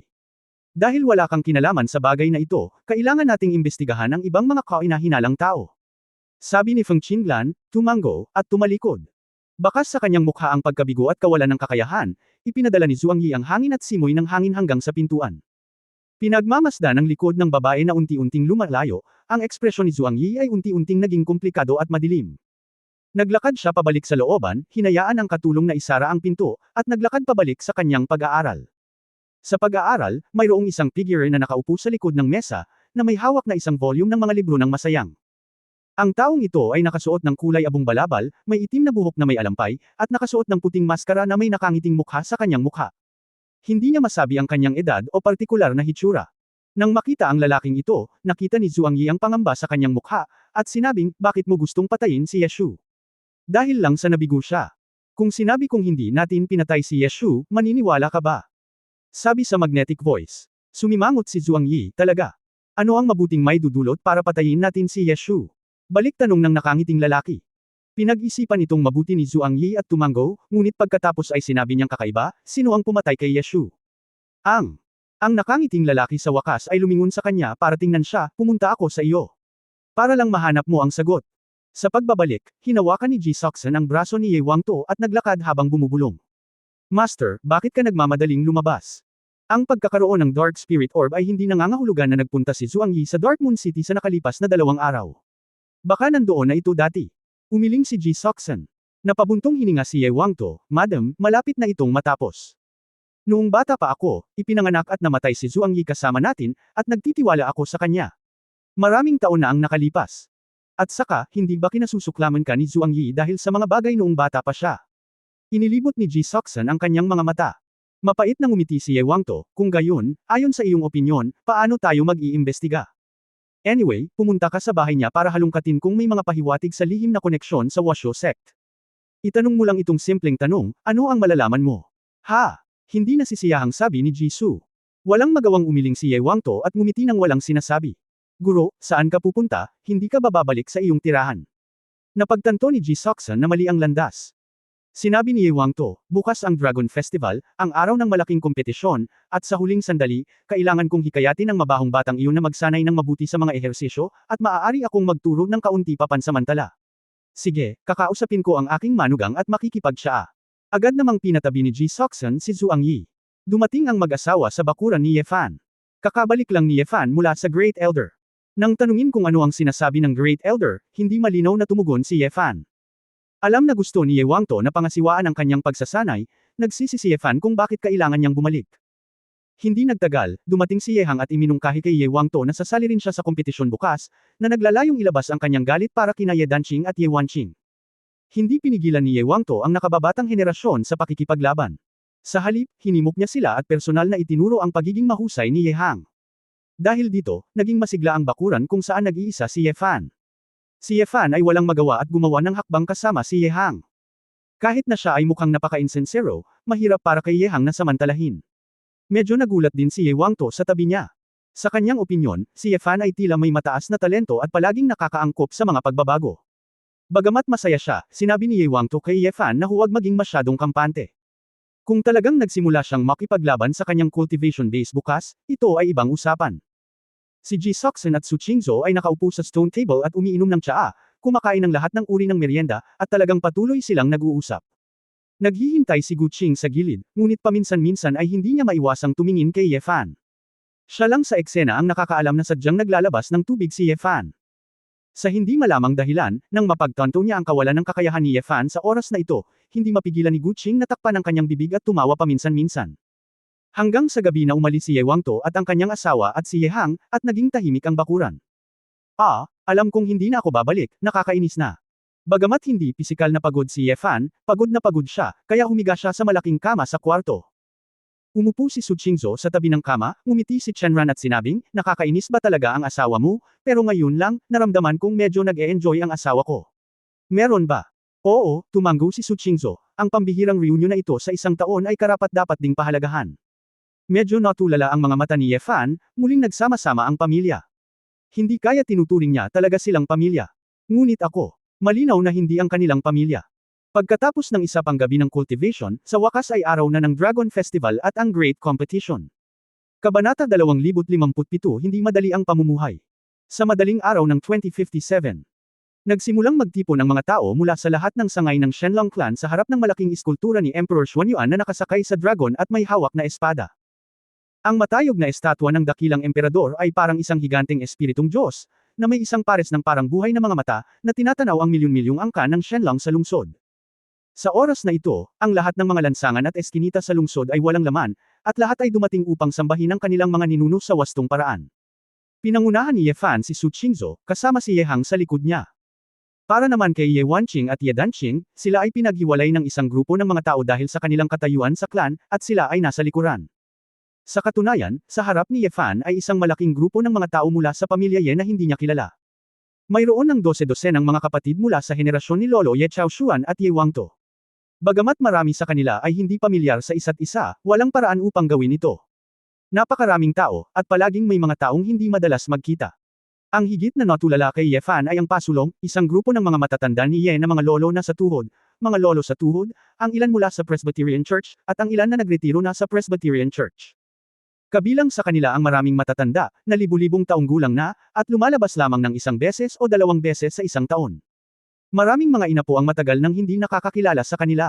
Siyempre, ang mga matatandang ito na maaaring ituring na, mga ninuno, sa totoong kahulugan ay talagang hindi interesado sa pakikitungo sa mga ina po na pinaghiwalay ng 12-dosenang henerasyon. Sa kabuuan, mayroon ng libu-libong tao sa pamilya Donyea lamang. Ye Fan, bilang batang marquis at concubine ng marquis ng Zhenbei, ang nakatayo sa gitna ng napakalaking grupo ng mga miyembro ng pamilya Ye ay talagang hindi gaanong mahalaga.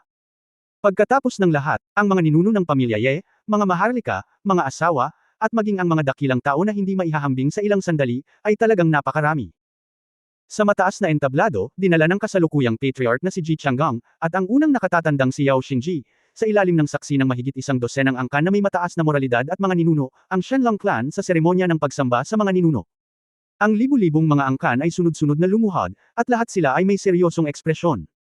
Medyo nabigla si Ye Fan sa eksenang ito.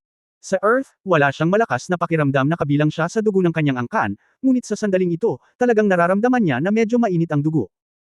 Ang pinakaunang mga ninuno ng Shenlong clan ay hindi lumukod kay Emperor Xuanyuan, ngunit mula noong si Emperor Xuanyuan ay naging Shenlong clan pagkatapos maging isang kinatawan, hindi ito nagbago ng higit sa 10,000 taon. Bagamat engrandi ang seremonya, natapos talaga ito sa loob ng kalahating oras. Unti-unting naghiwa-hiwalay ang mga tao, ngunit mayroon ding libu-libong tao na naglalakad patungo sa Shenlong Martial Arts Field sa lupaing ninuno. Taon-taon, ang pinakaaabangan ng mga tao sa angkan ay natural na ang Shenlong Derby, na nanunood kung ano ang pinanggalingan ng mga tao mula sa nakababatang henerasyon. Para sa mga practitioner, ang isang taon ay maaaring magbago ng malaki, kaya bawat taon ay isang bagong sitwasyon. Wang To, dapat nasa labanan si Fanner ngayong taon, tama ba? Tanong ni Ye Chaoshuan habang papunta sa martial arts field. Oo, ama, ngunit gusto rin ni Hanger na maglaro, na sinasabing tinalo ni Chitong mula sa pamilyang Chi si Dan Qing, at gusto niyang lumaban, magalang na sagot ni Wang To. Oh, ang Chitong na iyon, tulad ng kanyang ama, ay nangingibabaw, haha. Well, tulad ng inaasahan sa mga inapo ng ating Zhenbei Hao Mansion, siya ay duguan. Ngumiti si Ye Chaoshuan ang may kasiyahan, pagkatapos ay tumalikod at tinapik ang balikat ni Ye Hanger, na ang cultivation ni Chitong ay 2 antas na mas mataas kaysa sa iyo, may tiwala ka ba? Si Ye Hang ay mukhang mahiyain, lolo, huwag kang mag-alala, ang 2 antas ng tunay na diwa ay wala, at hindi imposibleng masira ang mga depensa. Kailangan ko lang ng combat skills para manalo. Siya, hindi ko rin siya kalaban. Nasa Zhenbei Army ako, at mas mahusay ako kaysa sa mga general ng ika-7 antas ng Plastic Spirit. Haha, mabuti. Naghihintay ang lolo na iyon upang makita ang iyong pagganap. Sabi ni Ye Chaoshuan, at tumalikod para tapikin ang likod ni Ye Fan at sinabing, Fanner, first time mong lumahok sa competition ngayong taon, pero sa edad mo, last time mo rin. Tandaan, huwag ma-pressure, ikaw ay isang sumisikat na bituin, at ang angkan ay nagbigay ng malaking kahalagahan sa iyo. Sa pangalawang pagkakataon na pinaslang ka ni Huaxman, ipinapakita nito na ang iyong potensyal ay nagpakaba sa ilang tao. Kahit anong laro mo, gawin mo lang ang best mo, huwag kang mawala ng tiwala, malayo pa ang lalakbayin mo, alam mo ba? Ngumiti ng mapait si Ye Fan. Hindi pa ako nakakalaro, bakit mo ba ako balak panoorin na matalo? Haha, huwag mo masyadong pag-usapan si Lolo, higit sa lahat dahil nakita ni Lolo ang napakaraming angkan na nasalanta dahil sa kabiguan, kaya espesyal na pinaalalahanan kanya. Bumantong hininga si Ye Chaoshuan, at itinuro ang harapan, may ilang nakatalikod na tahimik na naglalakad, ito ang mga ninuno ng ilang mga Ye clan. Walang nakikipag-usap sa kanila, dahil walang nakakakilala sa kanila, at sila ay napakababa mula simula hanggang wakas. Tingnan mo, ang mga ninunong iyon ay talagang higit sa 1,000 taong gulang, ngunit sa loob ng libu-libong taon, sila ay nasa larangan ng pagnanakaw sa langit, kawalang kamatayan, at maging sa pagbuo ng mga espiritu. Hindi man malaking bagay na ilagay sila sa prehistoric world, ngunit sa ating angkan, kung tutuusin, maraming tao ang masisira ang kanilang kumpiyansa. Sa pagtingin sa mga taong nasa parehong edad, isa-isa, pumunta sila sa makalangit na hari, sa makalangit na emperador, sa banal na kaharian. Hindi lamang iyon, ngunit sila ay patuloy na nahihigitan ng mga nakababatang henerasyon, at minamaliit ng mas maraming tao. Maraming clansmen ang lumayo sa clan dahil lang sa hindi nila kinaya. Marami pa nga sa kanila, na ang isip ay hindi matatag, dumiretso sa dyablo at mamatay, at magpakamatay pa, hindi kakaunti. Kahit na ang isang magsasaka ay nabubuhay ng mahabang buhay, ito ay hindi isang magandang bagay, ang pamumuhay, ito ay hindi madali.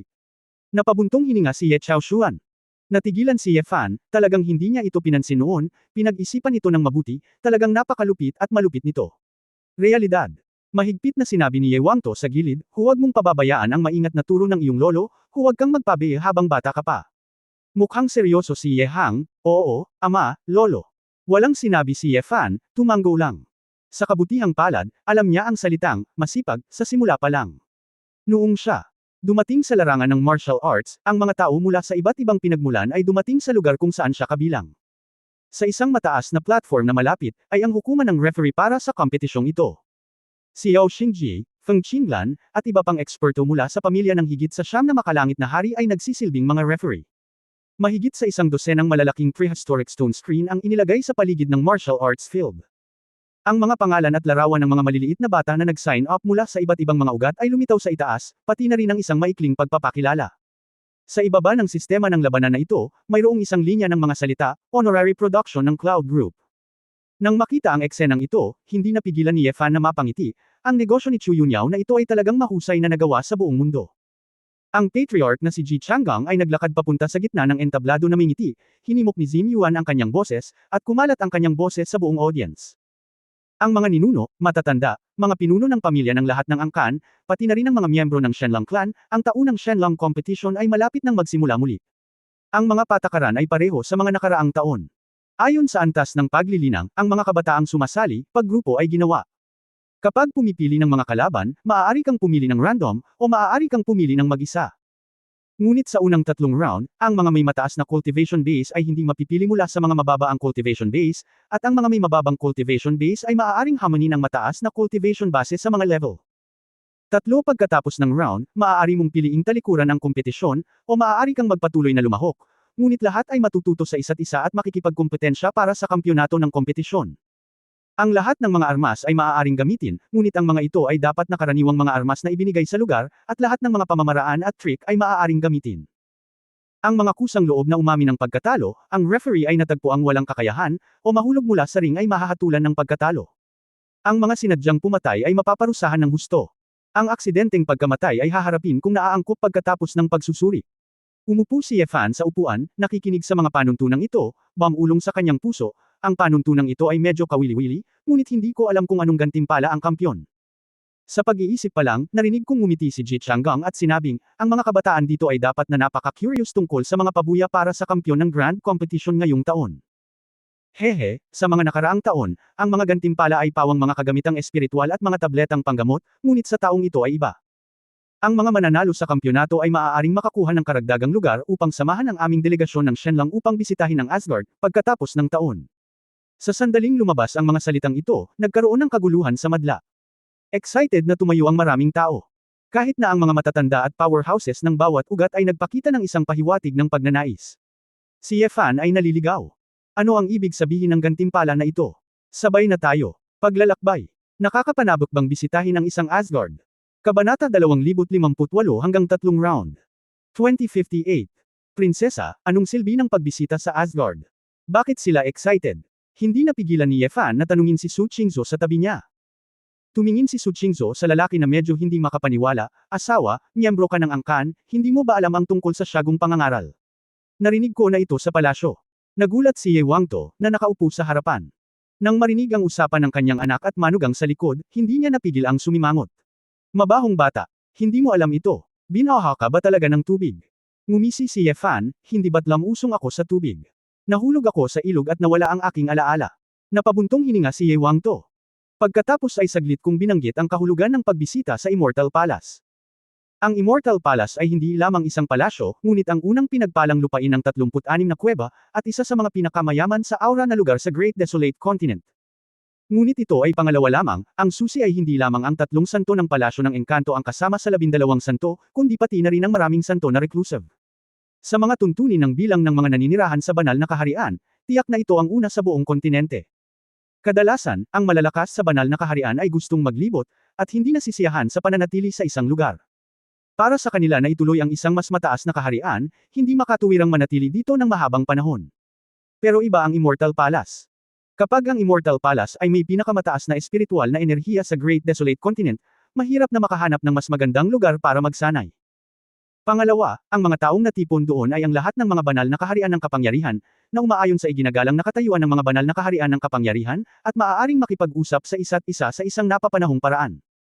Pangatlo, mayroong isang mayaman at hindi pangkaraniwang espiritual na enerhiya sa 36 na kuweba, ang sinaunang sibilisasyon ng paglilinang, na nag-iiwan ng malaking bilang ng mga hindi kilalang mahiwagang lugar, na marami sa mga ito ay ipinanganak na may ilang nangungunang sagradong mga bagay. Ang mga malalakas na tao sa banal na kaharian ay hindi lamang makakakuha ng magagandang mapagkukunan, ngunit nakikipag-usap din at natututo sa isa't isa. Ngunit upang masiyahan din ang walang kabuluhan ng ilang mga tao, natural na maraming malalakas na tao ang handang manatili. Marami pang ang mga tao na sa pagtungtungpal lang nila sa banal na kaharian ay pumunta doon dahil ipinagmamalaki nilang miyembro sila ng Asgard. Ang kasaysayan ng Asgard ay mas maaga kaysa sa anumang dinastiya. Masasabing kaparehas ito ng kasaysayan ng angkan, at hindi na ito maibabalik.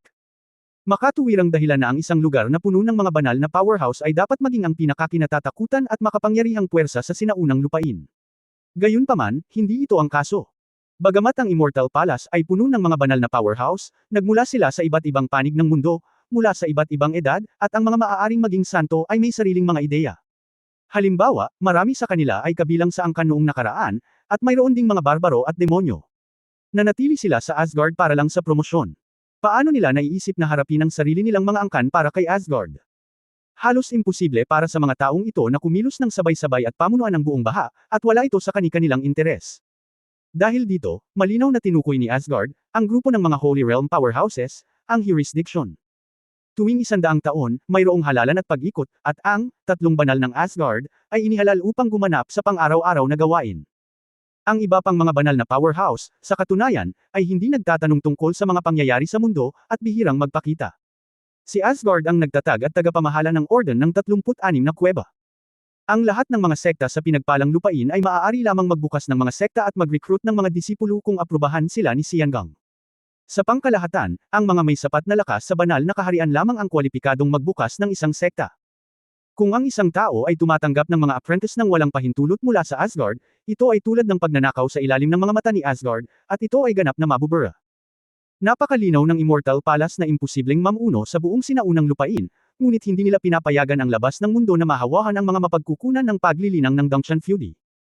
Gayunpaman, alam ng lahat sa prehistoric na mundo na ang 36 na kuweba ng langit at paraiso ay isang malawak na lupain ng kayamanan na may hindi mauubos na kayamanan. Asgard, ang grupo ng mga Holy Realm Powerhouses ay sumasakop, at ang labas ng mundo ay natural na magseselos. Bukod dito, alam din ng labas ng mundo na ang grupong ito ng mga banal na lugar ay hindi nakahanay, at walang sinuman ang talagang magbibigay ng kanilang buhay. Bilang resulta, mula noong sinaunang panahon, maraming malalakas na tao ang makikipagdigma sa mga puwersa ng Asgard upang makipagkumpetensya para sa mga mapagkukunan. Unti-unti, habang nagbabago ang kasaysayan, gumawa rin ng kompromiso si Asgard. Ang digmaan ay hindi mabuti para sa magkabilang panig, kaya't iniimbitahan ni Asgard ang mga puwersa sa labas na pumasok bawat taon upang magbigay ng ilang mga benepisyo. To put it bluntly, there are benefits. Everyone will share a point, but don't go too far. Ang 4 na pangunahing angkan, ang 5 pamilya ng Chosen One, ang delegasyon ng Odin Empire, at iba pa. Lahat ng makapangyarihang puwersa na kinikilala ni Asgard ay iimbitahan sa Asgard. Siyempre, imposible para sa isang grupo ng mga tao na pumunta at tumanggap lamang ng isang maliit na bilang ng mga elite, lalo na ang mga may mataas na cultivation base na may pagkakataon na makapasok sa banal na kaharian, o ang mga nakapasok na sa banal na kaharian. Ang tinatawag na Xiangang Preaching ay nangangahulugan na ang mga taong ito na pumupunta doon ay makakakuha ng mga personal na tagubilin mula sa mga makapangyarihang tao sa banal na kaharian. Ito ay isang napakahalagang pagkakataon para sa mga magsasaka. Kung tutuusin, napakaraming mga banal na lugar sa Asgard, na maaaring magtipon doon upang tulungan ang mga magsasaka na malutas ang kanilang mga pagdududa. Parang sa Shenlong clan ngayon, walang malalakas na tao sa Holy Land, at kung gusto ng mga taong iyon na makakuha ng gabay mula sa Holy Land, ang pagpunta sa Asgard ay isang napakahalagang pagkakataon. Sa tuwing babalik ang mga angkan mula sa Asgard, karamihan sa kanila ay mapapabuti ang kanilang paglilinang. Siyempre, makakatanggap din sila ng maraming regalo mula sa Asgard, tulad ng mga espiritual na kasangkapan, medicinal pill, at espiritual na materyales. Ang mga potensyal na kabataang talento, na may swerte, ay makikita rin ng ilang Holy Realm Powerhouses at tatanggapin bilang mga alagad, pagkatapos ay magkakaroon sila ng pagkakataon na madalas na pumasok at umalis sa palasyo ng engkanto. Siyempre, napakaliit ng posibilidad, ngunit kahit na hindi ka makasamba ito ay isang napakahalagang pagkakataon na makilala ang isa o dalawang tao mula sa kapangyarihan ng banal na kaharian. Hinawakan ni Yefan ang kanyang baba, ito pala ay ang 36 na kuweba ng langit at pinagpalang lupain ay isang pattern. Narinig lang niya noon na si Jiu Jiangxian, isa sa 3 dakilang banal ng espada ng dakilang Desolation, ay isa sa 3 banal ng Asgard. Tungkol naman sa tiyak na sitwasyon ni Asgard, hindi niya masyadong alam. Ang mga imbitasyon ni Asgard ay napakalimitado. Ang aming Shenlong clan sa pangkalahatan ay walang higit sa 5 tao, kaya pumili lamang kami ng mga talento na malamang na makikilala ni Asgard. Hindi lamang para makakuha ng mga benepisyo at pagbutihin ang ating lakas, kundi para makilala din ang ilang banal na lugar. Ang malalakas, humanap ng pagkakataon para sambahin sila. Sa makatuwid, ang mga Diyos tulad ng mga matatanda at ang iba ay hindi handang sayangin ang kanilang mga lugar. Matanda na sila at halos umabot na sa limitasyon ang kanilang potensyal, at malabong pahalagahan sila ng malalakas sa banal na kaharian. Lahat sila ay bata at nasa katanghaliang gulang, na may malalim na cultivation base, napakataas na talento, at mga pinuno sa clan, sabi ni Ye Huang. Nagmamalaki si Ye Hang sa sandaling ito, kapatid, minsang bumisita ang aking ama. Ito ay dahil siya ay tinuruan ng isang malakas na tao sa banal na kaharian ng Asgard, at ang aking ama ay humakbang mula Chanzan patungong Tianwang. Tumango si Ye Fan, hindi nakakagulat na napakaraming matatanda sa eksena, sobrang inggit sila, hindi na sila makapaghintay na tapusin ang kompetisyon. Sa katunayan, kung titingnan ito sa ganitong paraan, ang pagpunta sa Asgard ay isang pagkakataon sa paglilinang na pinapangarap ng maraming practitioner. Medyo nag-ulo si Ye Fan. Gusto niya talagang makipag-ugnayan. Ang mga Holy Realm powerhouses na ito, lalo na ang Wine Sword Immortal na sinasabing isa sa Three Sword Saints. Si Ye Fan ay interesado pa ring malaman ang tungkol sa Kendo. Kaya lang, kung sasama ka sa pamilya Shenlong, malalantad ka ba? Ngunit kung hindi mo sinamantala ang pagkakataong ito na pumunta ng mag-isa, maaari kang maging isang manlulupig, at ito ay magiging mahirap. Ang pagpasok sa pugad ng Holy Realm Powerhouse ay hindi biro. Hanger, buti na lang at nag-sign up ka at sinubukan mo ang iyong makakaya. Bagamat may kaunting pag-asa, kung talagang makukuha mo ang unang lugar, ito ay isang malaking pagkakataon. Matigas na sabi ni Ye Huang to. Si Ye Hang sa gilid ay tumayo na may hitsura ng fighting spirit, Ama, huwag kang mag-alala, gagawin ko ang lahat para lumaban para sa unang lugar. Hinikayat din ng isang grupo ng mga tao mula sa pamilya Ye si Ye Hang, ngunit walang nagbigay pansin kay Ye Fan.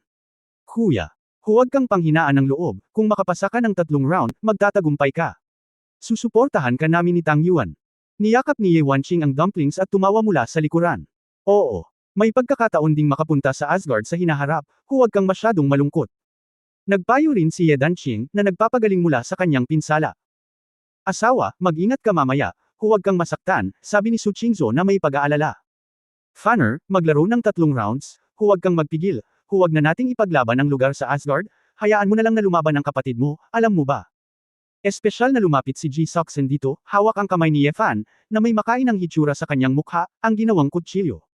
Maluha-luha na si Ye Fan, mukha ba siyang kawawa? Kabanata 2059 na hayaan akong hawakan ng isa.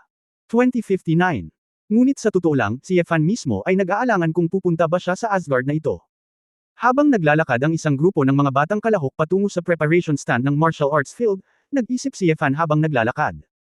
Sa eksena sa oras na ito, dahil sa masaganang gantimpala, ang sigasig ng lahat ay tumaas sa isang hindi pa nagagawang taas. Ang lahat ng mga kabataan mula sa angkan na lubos na tiwala sa kanilang sariling paglilinang ay nagpakita na ng sabik na mga mata, at pinahahalagahan muna nila ang malaking kompetisyong ito. Ang mga matatanda ng iba't ibang pamilya ay higit na maingat kaysa sa dati, at marami pa nga ang nanghihinayang, bakit hindi muna magparehistro ng ilang mga bata para lumahok sa kompetisyon. Brother Ye Fan, nagkita tayong muli, isang malumanay na boses ang nagmula sa likuran. Alam ni Ye Fan nang hindi tinitingnan na ito ay ang magkapatid na Ling Mingjing at Ling Mingqi. Bahagya niyang sinulyapan ang dalawa, at hindi na nag-abalang kumustahin. Anyway, ang dalawang lalaki ay hindi dumating upang batiin ang isa't isa sa unang tingin. Nagkaroon ng manipis na ulap sa mga mata ni Ling Mingjing, dumaan ito, at ngumiti, Brother Ye Fan, sana ay makaligtas ka sa 3 round, at magkaroon ng pagkakataong matuto ng sama-sama sa entablado, ito ay magpaparamdam kay Mingjing ng labis na karangalan. Natigilan ang ibang mga disipulo sa paligid, bakit sinadya ni Ling Mingjing si Ye Fan? Hindi ba, si Ling Mingjing ang ika-7 antas na iskultor, ang paboritong manalo ng kampyonato sa pagkakataong ito, bakit niya hinihiling na lumaban si Ye Fan? Nabalitaan kung binugbog ni Ye Fan ang kanyang nakababatang kapatid na si Ling Mingqi sa imperial na lungsod, ito ay isang personal na sama ng loob. Siguro nag-aalala ako na magretiro si Ye Fan sa sandaling lumipas ang 3 round, kaya walang pagkakataon na makapaghiganti. Doon ay maraming talakayan sa mga tao sa paligid, at ang Shenlong Great Competition ay naghahanap ng pagkakataon upang ayusin ang kanilang mga hinaing. Nangyayari ito taon-taon, ngunit hindi ito nakakagulat. Anak, huwag mo akong ibababa, may paraan para makaligtas sa 3 round, hindi mo kailangan ang kapatid ko, labanan mo lang ako. Ngumisi si Ling Mingqi. Si Ye Hang, na nasa tabi niya, ay sumuko at bamantong hininga, ang aking panganay na kapatid ay kayang ipaglaban ang anumang gusto niya, bakit ako makikinig sa iyo? Haha. Ye Hang, Huwag kang mabaliw, narinig ko na tinitingnan ni Chitong ang iyong Zenbeihao Mansion. Natatakot akong hindi ka makalusot sa unang round. Ngayong taon, mukhang proud si Hang. Emph. Okay, maghihintay ako at tingnan kung paano mo ako haharapin. Sa kabilang banda, si Chitong, na nakasuot ng mabangis na itim at purple na uniforme ng militar, ay nginisyon ng may panunuya. Ang gayong mga pag-uusap ay patuloy na umusbong sa gitna ng mga kabataang disipulo, at ang amoy ng pulver ay gumuhit, na parang sisabog na ang mga manunood anumang oras. Isang grupo ng matatanda sa angkan ang tumingin sa ganoong larawan at narinig ang lahat ng uri ng pagtatalo, ngunit hindi sila masyadong nakialam. Ang mga inapo ng angkan ay palaging lumaki sa ganitong malupit na kompetisyon. Kung walang anumang dugo, hindi nila maaaring linangin ang isang tunay na sandigan. Inaanunsyo ko na ang Shenlong competition ay opisyal nang nagsimula. Kasunod ng utos ni Ji Changgang, mahigit 100 matatanda ang gumamit ng kanilang tunay na lakas sa gilid ng field. Hindi pa tapos ang kabanatang ito, pakilipat ang pahina, Ang larangan ng martial arts ay talagang kumikislap na may mga komplikadong magic circle, na gumagawa ng rumbling sound. Nakita ko na sa napakalaking venue, 4 na maliliit na arena ang lumitaw, na parang 4 na maliliit na kabundukan ang lumitaw ng wala saan. Hindi mapigilan ni Ye Fan na matigilan. Lumalabas na mayroon pa ring magic control sa lugar na ito, at ang bilang ng mga arena ay maaaring malayang ayusin. Nakapagtataka rin siya na may daan-daang bata sa pinangyarihan, at ang isang singsing ay naglalaro ng kasabay, at tinatayang hindi sila makakatapos ng araw at gabing iyon. Sabay-sabay na lumitaw ang 4 na field, at totoo na maaaring matapos ang labanan sa isang araw. Kaagad pagkatapos, nagsimula ang sistema ng random na pagpili sa mga display screen ng higit sa 100 malalaking prehistoric na bato. Hindi nagtagal, napili ang 4 na bata sa unang laro, at pinili nila kung pipili ng mga tao o random na itatalaga sila ng system. Ling Mingjing. Hindi, si Ling Mingjing ang nasa unang laro. Sino ang pipiliin niya? Sa 4 na taong ito, si Ling Mingjing ay isang kilalang batang pinuno sa angkan. Si Ling Mingjing ay mukhang kalmado, lumakad papunta sa entablado na may ngiti, tiningnan ang mga pangalan ng grupo ng mga kalahok sa screen, at sinabi sa on-site na referee na namamahala, abalahin ang mga matatanda, tulungan mo akong pumili ng sinuman. Tulad ng inaasahan kay Ling Mingjing. Walang natatakot dito. Isa sa Xuanyuan Sanying, paano ito magiging maling pangalan? Agad namang namangha ang isang grupo ng mga tao sa labas ng field, lalo na ang ilang kabataang babae, bawat isa ay may liwanag ng bituin. Kung hindi dahil sa presensya ng mga matatanda sa pamilya, gusto sana nilang pumunta sa ring para magsaya at magsaya. Hindi nagtagal, random na pumili ang system ng isang binata sa ikalimang antas ng spirit sculpture. Mukhang nanlumo ang binata.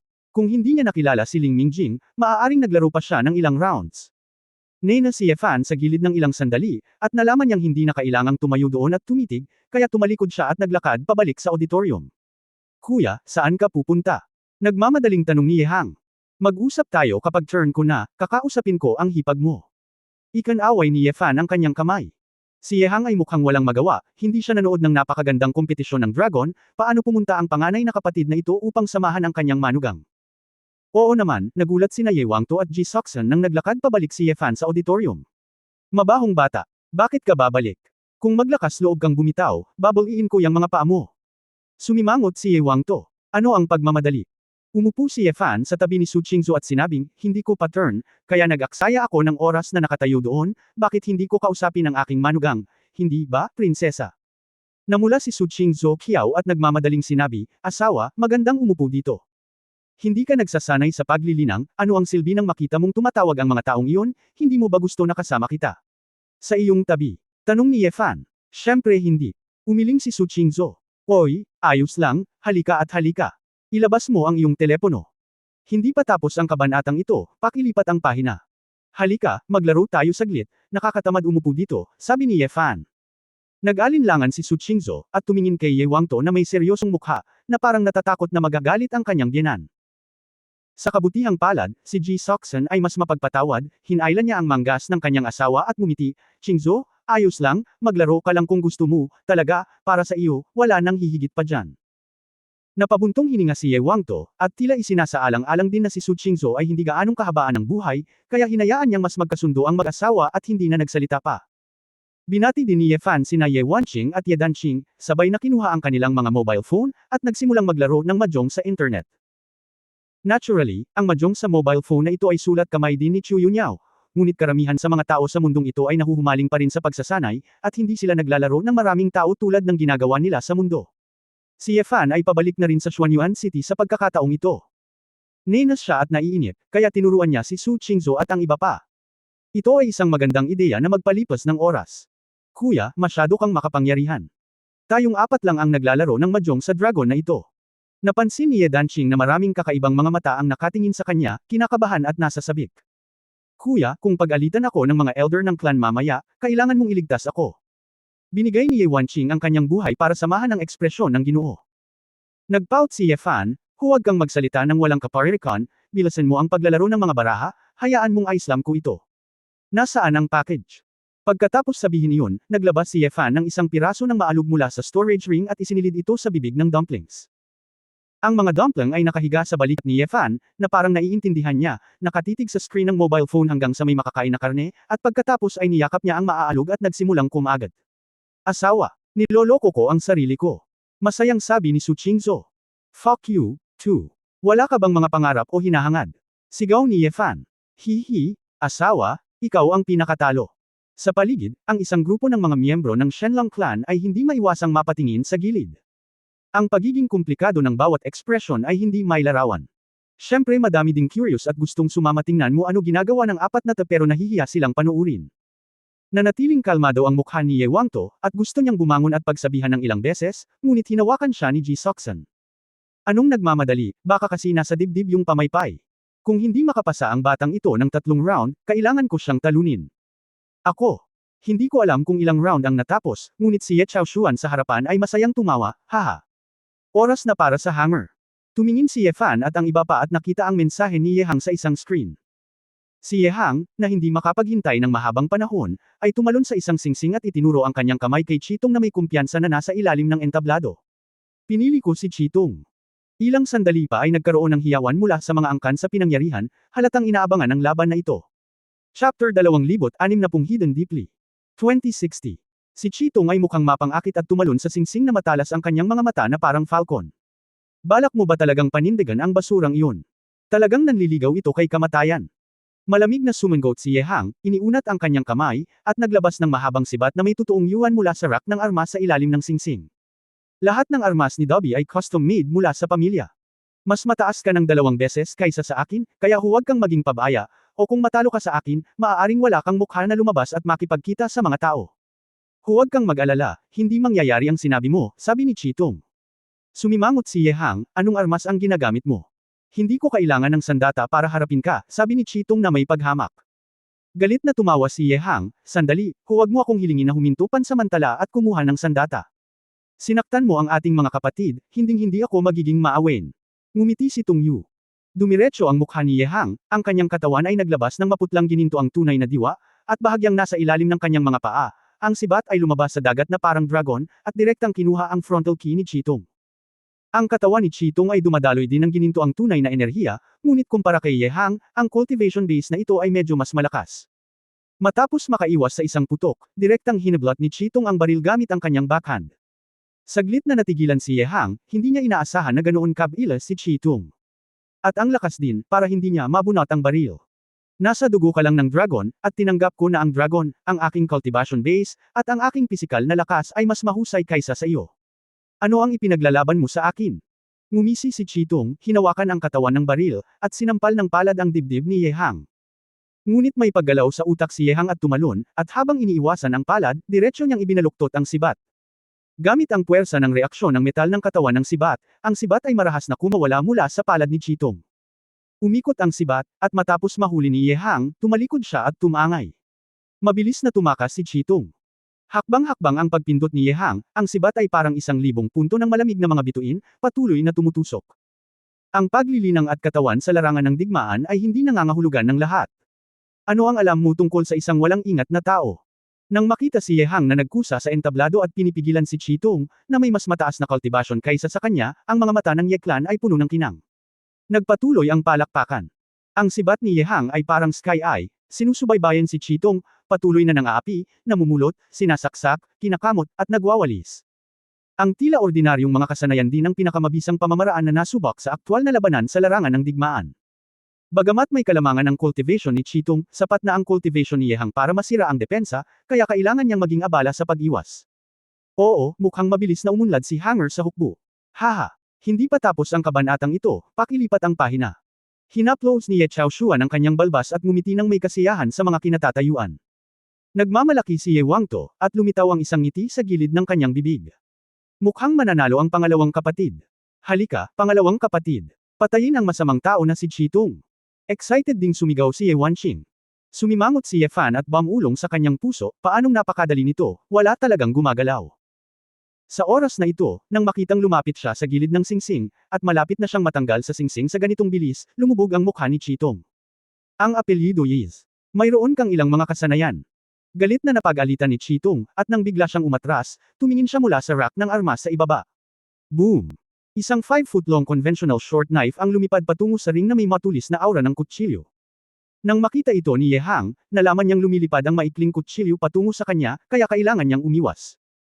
Ngunit sa puwang na ito, si Chitong ay gumawa ng isang direktang salpok at tumalon pabalik sa gitna ng singsing, hawak ang maikling kutsilyo sa kanyang kamay. Kalimutan mong minamaliit kita, ngunit maaari ka lamang tumigil dito. Sabi ni Chitong, at iwinagayway niya ang maikling kutsilyo sa kanyang kamay, at isang talam na parang fan ng mga kutsilyo ang lumitaw sa isang iglap. Ang hugis fan saber intent ay dumaan kay Ye Hang na may walang katulad na kakilakilabot na kapangyarihan. Sa isang iglap, si Ye Hang ay naantig sa biglaang pagtaas ng presyon, at maaari lamang itong matamba ng tuloy-tuloy sa kahihiyan bago nakaiwas sa dalawang pag-atake. Knife intent. Naintindihan ni Chitong ang saber intent. Napakalalim ng pagtatago ng batang ito. Nagkaroon ng bulala sa eksena. Sa pagtingin sa mga kompetisyon ng Shenlong sa mga nakaraang taon, ilan sa mga kabataang ito ang makakaunawa sa masining na paglilihi. Ito ay tulad ng, mayroong maraming mga tao sa mundo na maaaring magluto, na lahat ay pareho ang mga kagamitan sa kusina at sangkap. Ilan ang maaaring maging imperial chef?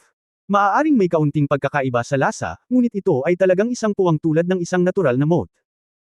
Sa bench ng referee, pinaikit ng unang elder na si Yao Xing ang kanyang mga mata at sinabing, ang pagbabago at kapangyarihan ng sword intent na ito ay maaaring ituring bilang earth-level sword intent. Matagal na panahon na ang lumipas mula nang ang pamilya Qi ay nakabuo ng isang batang henyo. Ang ilan pang mga referee elder ay tumanggo din at tumingin kay Chitong ng may paghanga.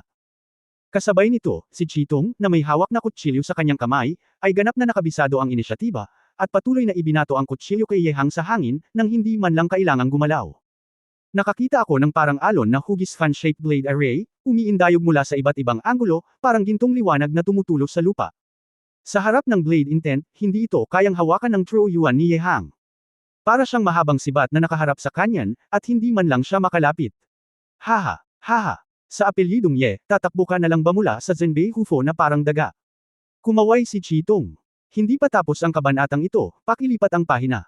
Dao, habang nanunuya at nanunuya, nangako kang maghihiganti para sa pag-aaksaya ng pamilya Ye. Umasa ka lang sa kakayahang ito. Aatake ka. Pagod na si Ye Hang sa pag-iwas, iniisip na matatalo siya sa unang laro, o ayaw niyang matalo kay Chitong. Dam! Nagnganga ang mga ngipin ni Ye Hang, ngunit wala siyang mahanap na pag-asa. Ang kanyang cultivation base at katawan ay hindi kasing ganda ng kalaban. Ngayon ang kanyang mga kasanayan sa pakikipaglaban ay ganap na napigilan, at wala siyang pagkakataong manalo. Hammer! Sige! Bumaba ka dali! Kinakabahan si Jisoo at sumigaw doon. Hammer! Huwag kang matapang! Si Ye Jiaoshuan, na nakatayo sa kinatatayuan, ay sumigaw din. Hindi nahihiyang matalo sa isang kalaban tulad ni Chitong. Natural na narinig ito ni Ye Hang. Bagamat hindi siya nakipagkasundo, nakikilala lamang niya ang katotohanan. Ngunit nang malapit nang umatras si Ye Hang, biglang sumabog si Chitong. Sa isang acceleration, si Chitong ay lumapit sa dikalayuan, naglaslas, at direktang hamarang sa sibat na hinarang ni Ye Hang. Keng! Ang sibat ay pinutol ng layunin ng espada. Alam ni Ye Hang na hindi ito maganda, at nang sisigaw na sana siya ng, nakikilala ko, sinipa siya ni Chitong sa dibdib. Paft! Nagluwa si Ye Hang ng isang subo ng dugo at lumipad palabas. Nang makitang lilipad na siya sa gilid ng ring, muling sumugod si Chitong at sinipa ang braso ni Ye Hang mula sa likuran.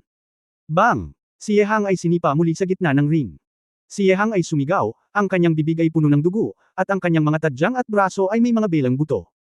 Ang mga mukha ng pamilyang Ye sa gilid ay biglang nagdilim. Malinaw na aaminin na ni Ye Hang ang pagkatalo. Basura! Hindi ka pa umaamin ng talo. Hindi ka pa rin umaamin ng talo. Ngumisi si Chitong at patuloy na sinipa si Ye Hang.